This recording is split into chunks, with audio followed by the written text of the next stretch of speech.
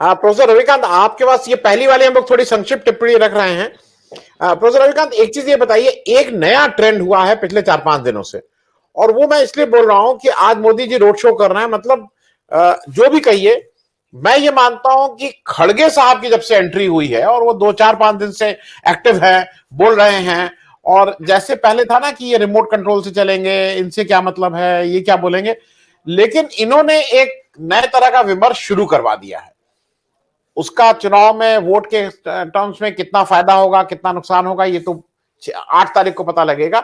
लेकिन ये फैक्ट है कि मल्लिकार्जुन खड़गे साहब भी कांग्रेस के एक फैक्टर बन गए हैं इस चुनाव में। और मोदी जी जो अब रोड शो नहीं करते थे, और कई बार ये होता था कि नहीं नहीं रोड से निकल जाएंगे, अब उनको कम से कम उन्होंने रोड पे तो ला दिया है। मैं पहला आपसे प्रोफेसर रविकांत ये वाला एक कि कांग्रेस की तरफ से जो उतारा गया है वो खड़गे साहब कमान संभाले हुए हैं, और ये मुझे तो ठीक लग रहा है। देखिए सिंह साहब, मुझे लगता है कि कभी कभी समय हर चीज का आता है। पिछले दिनों जो भारत जोड़ो यात्रा चल रही है और राहुल गांधी पर जितनी टिप्पणियां हुई, वो टी शर्ट से लेकर के किसी लड़की के साथ फोटो से होते हुए बहुत सारी, लेकिन एक भी उन पर लगाया गया इल्जाम चला नहीं। खड़गे साहब ने जो बयान दिया, वो बयान भी गुजरात में नहीं चला। ये तो गोदी मीडिया में उसको लेकर के हाय तौबा है, लेकिन असल में वो चला नहीं। और खड़गे साहब जो सीधे तौर पर बैटिंग कर रहे हैं, और जो उन्होंने कहा वहां पे कि भाई आपने तो चाय भी बेची है, चाय बेच सकते हैं, लेकिन हमारी तो कोई चाय भी नहीं पिएगा। आप गरीब होंगे, लेकिन हम तो गरीब ही नहीं, हम तो अछूत भी हैं। और गुजरात में जो दलितों की स्थिति है, वो मोदी रिजिम में बदतर हुए। ऊना जैसा कांड उसी रिजिम में हुआ।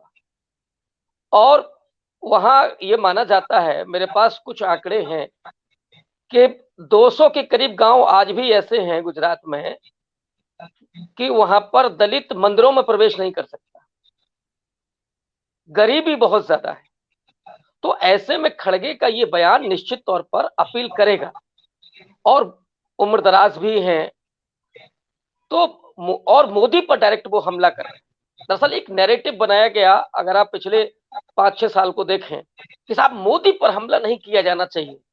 देखिए, मोदी को मौत का सौदागर कह दिया था, तो वो चुनाव कांग्रेस पार्टी हार गई। लेकिन सच्चाई ये है कि पिछले चुनाव से, वो जो चुनाव था उसमें कांग्रेस पार्टी ने गेन किया था। तो ये एक नैरेटिव है कि आरएसएस के खिलाफ नहीं बोलना है, मोदी के खिलाफ नहीं बोलना है। तो वो एक डर पैदा किया क्या विपक्ष के नेताओं में भी। लेकिन खड़गे साहब मुझे लगता है कि उस बात को समझ गए हैं और उन्होंने हमला किया। इसका प्रभाव निश्चित रूप से आज जो वोटिंग हो रही है उस पर भी पड़ते हुए दिख रहा है, क्योंकि कम वोटिंग होना वो दिखाता है कि शहरी इलाकों में कम वोटिंग होती है आमतौर पर, और शहरी इलाके बीजेपी के प्रभुत्व वाले हैं वहां पे। तो मुझे लगता है, अब मैं यहाँ बैठा हूं, मैं बहुत पुख्ता तौर पर नहीं कह सकता, जो लोग गुजरात से होंगे बेहतर बताएंगे, कि इसमें नुकसान बीजेपी का लग रहा है। अब बाकी तो परिणाम बताएंगे कि क्या होता है। क्योंकि ये जो बात कह रहे हैं, मैं ब्रजेश जी आपके पास अभी आ रहा हूं, ये जो कह रहे हैं कि अब तीन तीन पार्टी हो गई हैं, और हल्ला बहुत मचा था कि पहले आम आदमी पार्टी आ रही है, स्विंग करेगा।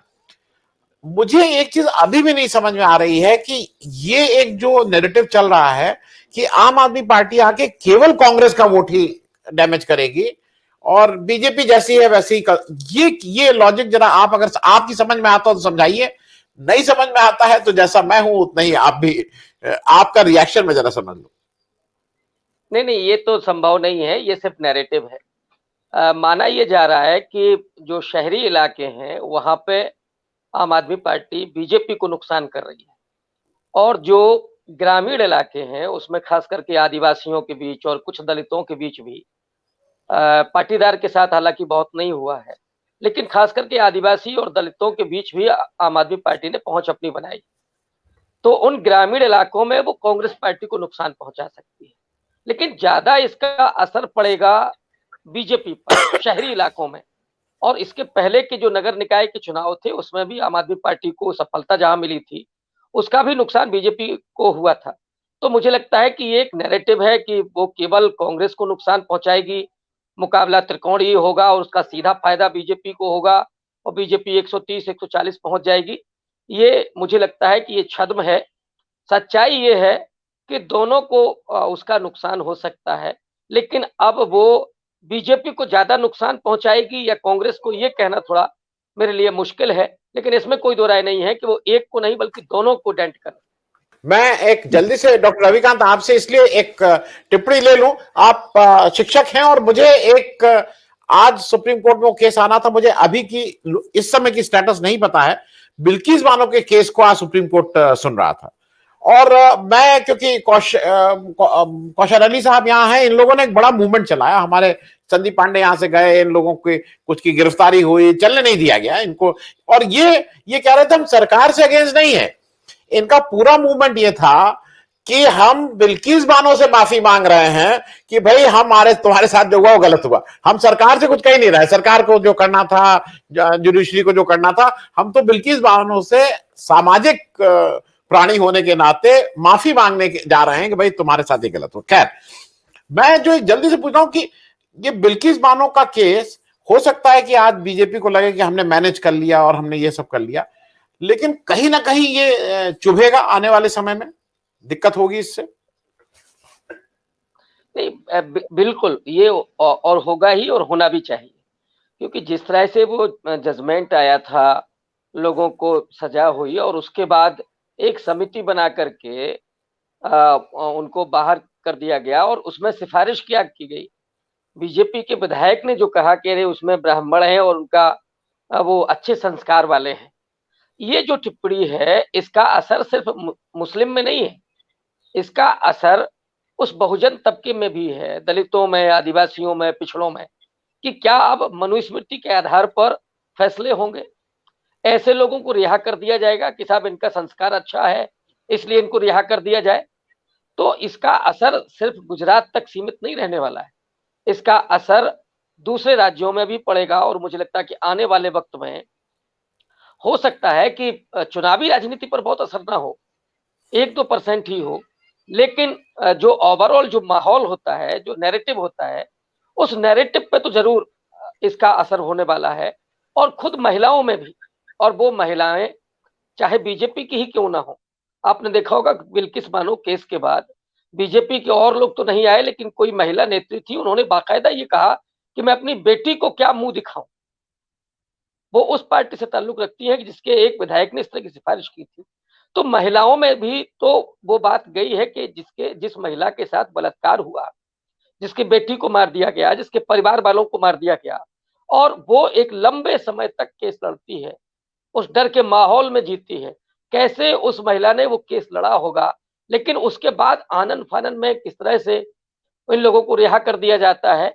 तो ये बहुत समाज की संवेदनशीलता का सवाल है, इसका वोट की राजनीति से कोई लेना देना होना भी नहीं चाहिए ओवरऑल किसी भी पार्टी के व्यक्ति के लिए, कि क्या हम इस तरह का समाज बनाना चाहते हैं कि जहां बलात्कारी को हम संस्कारी कहेंगे। ये किसी बीजेपी के नेता से आप पूछिए कि दिल से वो क्या सोचता है। तो मुझे लगता है कि ये एक बड़ा नैरेटिव बन सकता है और लोगों के जेहन में गया है। गांव में भी अगर ये बात गई है तो महिलाएं भी वो उस बात को कह रही हैं कि साहब ये तो बड़ा गलत हुआ है।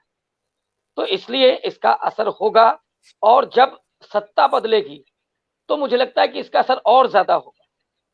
और सुप्रीम कोर्ट सुन रहा है और मुझे लगता है कि वो संवेदनशीलता के साथ सुनेगा ही, और इसमें कुछ आएगा, जजमेंट आएगा, और हो सकता है जो लोग आज बाहर हैं वो अंदर जाएं, क्योंकि बिल्किस बानो की जिंदगी का उनके अपने जीवन का भी तो सवाल है।